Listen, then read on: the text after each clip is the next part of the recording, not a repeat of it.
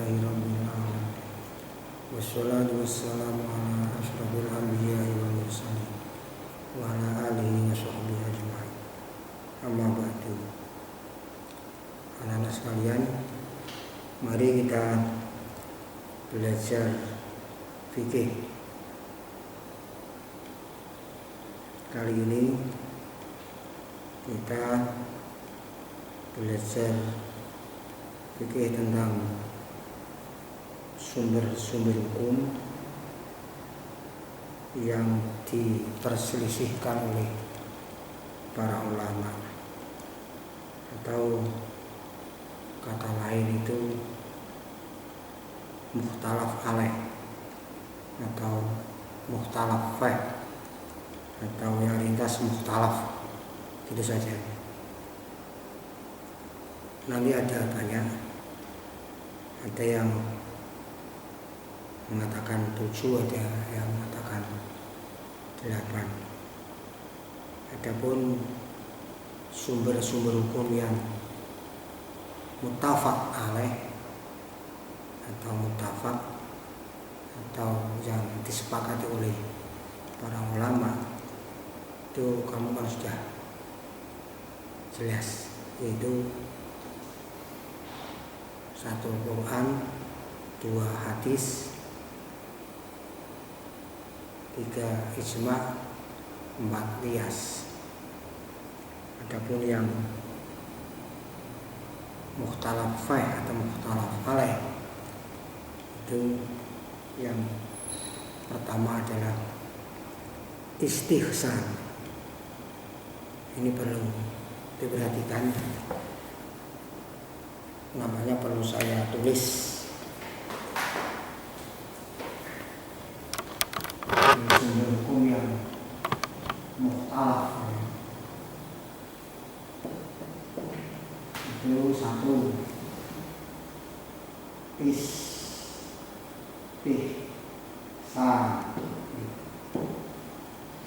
Ini penting diperhatikan, karena di buku itu tulisannya Latin, tidak Arab.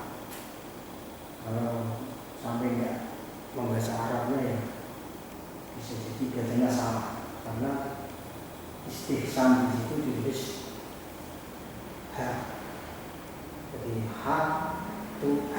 Jadi kalau melihat tulisan Arab yang memperhatikan, berarti bisa istihsan ini, padahal tidak seperti itu. Jadi istihsan pakai H, pakai kali tanda. Sebab seperti ini itu banyak salah kaprah. Aslinya itu H, tapi dalam tulisannya pakai huruf H, maka dibaca H, seperti haji, mestinya itu haji, tapi dibaca haji. Hukum pakai K mestinya, tapi dibaca hukum. Dan masih banyak lagi. Maka kalau saya tulis di sini, mohon perhatikan, jadi istihsan untuk pakai H, meskipun di situ tulis H, dan kemudian kami ada istihsan, tapi jawabannya ya ngantuk bagus, milang-milang bagus, atau bahasa Indonesianya menganggap baik. Ya, selanjutnya masalah penjelasannya, insya Allah di kitab itu cukup jelas. Jadi asal kamu benar-benar mau baca dan memperhatikan, insya Allah paham. Maka di sini saya tidak akan menerangkan panjang lebar, ya cukup sedikit membaca itu saja. Nanti diperdalam lagi di kitabmu sendiri, di buku sendiri. Pertama-tama pengertian istihsan. Saya baca ya. Menurut pengertian bahasa, istihsan berarti menganggap baik. Sedang menurut istilah ahli usul, yang dimaksud dengan istihsan ialah berpindahnya seorang mujtahid dari hukum yang dikehendaki oleh qiyas jali. Jadi itu jelas, artinya qiyas yang jelas, pada hukum yang dikehendaki oleh qiyas khafi, qiyas yang sama-sama. Jadi dari qiyas jali kok pindah ke qiyas khafi, memilih qiyas khafi itu berarti menunjukkan penggunaan akal ini lebih banyak. Makanya pro kontra, ada yang bisa untuk menentukan hukum, bisa yang tidak bisa untuk menentukan hukum gitu. Selanjutnya, atau dari hukum kuli itu umum, kepada hukum yang bersifat istisnai. Istisnai itu pengecualian, karena ada dari syarak yang menghendaki perpindahan itu. Dari pengertian di atas jelas bahwa istihsan itu ada dua, yaitu a. menguatkan qiyas khafi atas qiyas jali dengan dalil. Misalnya menurut ulama Hanafiyah bahwa wanita yang sedang haid boleh membaca Al-Quran berdasarkan istihsan, tetapi haram menurut qiyas. Qiyas wanita yang sedang haid itu dikiaskan kepada orang junub dengan ilat sama-sama tidak suci.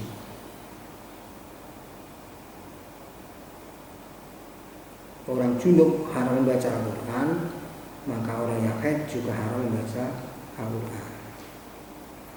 Kemudian istihsan, haid berbeda dengan junub, karena haid waktunya lama. Karena itu wanita yang sedang haid diperbolehkan membaca Al-Quran. Sebab bila tidak, maka haid yang panjang itu wanita tidak memperoleh pahala ibadah apapun. Sedang laki-laki dapat beribadah setiap saat. Jadi nampaknya condong wanita disamakan dengan laki-laki, sama-sama butuh pahala yang banyak.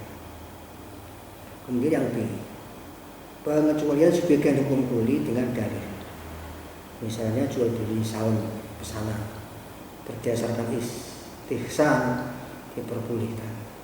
Menurut dalil kuli, syarak melarang jual beli yang barangnya tidak ada pada waktu akad. Alasan istihsan ialah manusia berhasad kepada akad seperti itu dan sudah menjadi kebiasaan mereka. Itu. Adapun kedudukan sebagai sumber hukum dan seterusnya itu baca sendiri ya. Diperdalam sendiri. Di sini yang perlu diperhatikan, ada istilah ulama Hanafiyah, nanti yang berpendapat wanita yang sedang haid boleh membaca Al-Quran berdasarkan istihsan, itu ulama Hanafiyah. Itu ulama-ulama yang mengikuti mazhab Hanafi. Sebab Imam Hanafi sendiri tidak seperti itu. Seperti yang ditulis di dalam kitab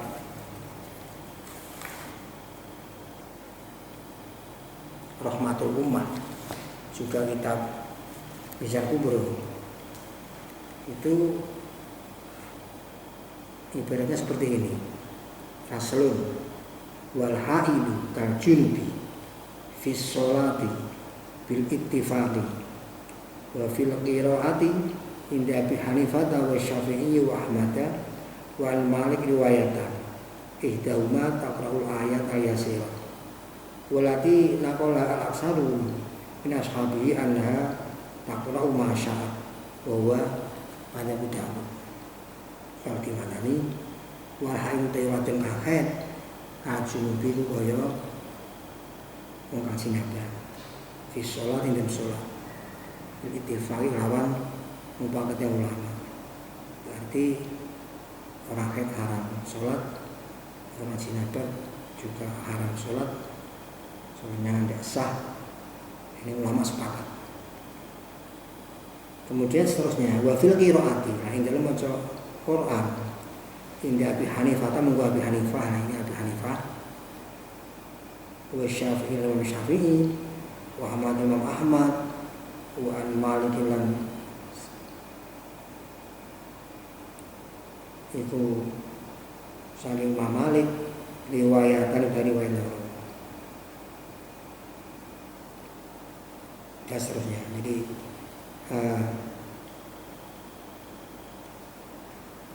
terusnya demikian. Ihdahuma utawi salah sini riwayatan kalau itu bisa maca sapa haid al ayati bi ayat ayat sirati kasite. Ini.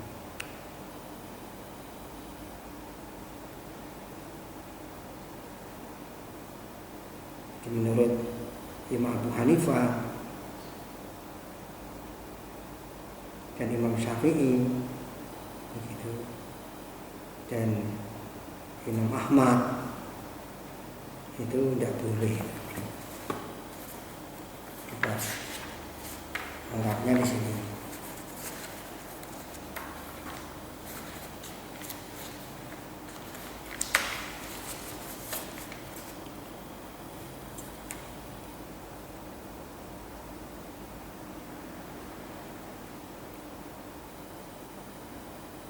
Jadi menurut Abu Hanifah, menurut Imam Syafi'i, menurut Imam Ahmad, perempuan yang haid itu tidak boleh membaca Al-Quran. Begitu.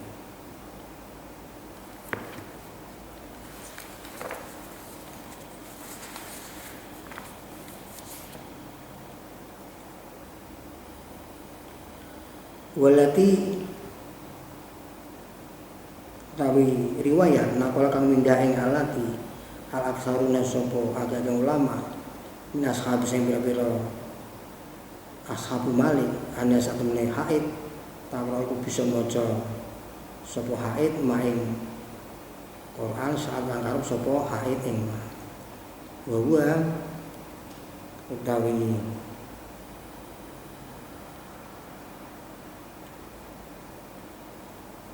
kang kapindho Imam Dawud itu dawe Imam Dawud. Jadi kalau Imam Malik itu punya dua riwayat, yang satu perempuan haid itu bisa membaca Quran tapi yang sedikit. Riwayat yang kedua yang diriwayatkan oleh ulama banyak dari Ashabul Malik itu bisa membaca Quran semaunya. Yang terakhir ini adalah mazhabnya Imam Abi Dawud. Jadi masalah perempuan haid membaca Al-Quran itu ada 3 pendapat. Yang satu haram, yaitu menurut Abi Hanifah, Imam Syafi'i, Imam Ahmad. Itu pendapat yang kedua itu boleh membaca Al-Quran tapi hanya sedikit saja, tidak boleh banyak-banyak. Ini pendapatnya Imam Malik menurut satu riwayat. Kemudian pendapat yang ketiga, perempuan yang haid itu bisa membaca Quran apa saja yang mau. Jadi boleh juga banyak begitu. Itu mazhabnya Imam Malik menurut riwayat yang kedua. dan mazhabnya Imam Abi Dawud. Berarti intinya perempuan yang sedang haid membaca Al-Quran itu hukumnya khilaf. Ada yang melarang, mengharamkan, ada yang memperbolehkan. Jadi supaya tidak salah paham, tadi yang di kitabmu itu yang membahas tentang istihsannya itu ulama-ulama Hanafiyah. Adapun Imam Abu Hanifah seperti tadi haram itu. Selanjutnya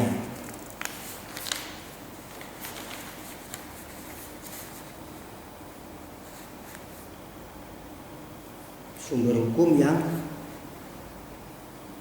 mukhtalaf alaih atau mukhtalaf fiqh atau yang diperselisihkan oleh para ulama. Yang kedua, ini yang kedua, itu istishab. Ini kalau ditulis ini istishab.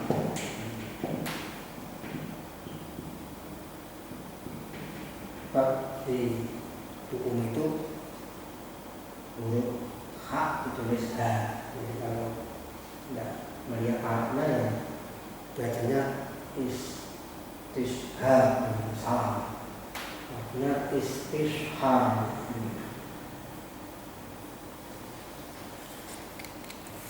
Kalau artinya cara Jawa ya ngelanggengake.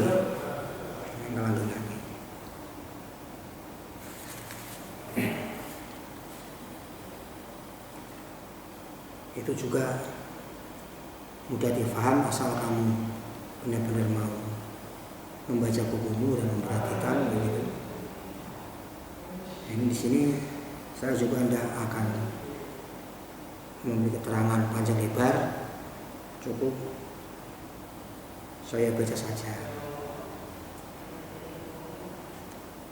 Pengertian istishab. Yang dimaksud dengan istishab ialah mengambil hukum yang telah ada.